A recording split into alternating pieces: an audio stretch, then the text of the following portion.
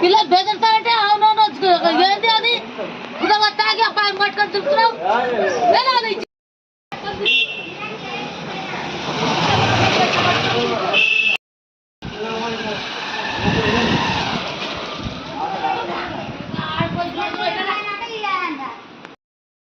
Hello everyone, ఈయన పాముల అయితే పాములు పట్టుకొని 20-30 ప్రతి షాప్ కాడ డిమాండ్ చేస్తున్నాడు. 20 రూపాయలు ఇచ్చిన నువ్వు డిమాండ్ చేస్తున్నావు కదా పాముని షాప్లోకి ఇడుస్తాని. ఇట్లా చేయడము మంచిది కాదు, కానీ ఆయన మంచిగా ఉన్నప్పుడైతే అడిగేవాడు కాదు, కానీ కొంచెం డ్రింక్ చేసినందుకు ఇలా భయపడి తీస్తున్నాడు. ఏదో తప్పనిసరి పరిస్థితుల్లో అయితే ప్రతి షాప్ దగ్గర 20 రూపీస్ అయితే తీసుకున్నాడు, కానీ షాపులలోకి దూరితే పట్టుకోవడం కష్టం కదా, అందుకొరకే భయపడి అయితే ఇవ్వడం.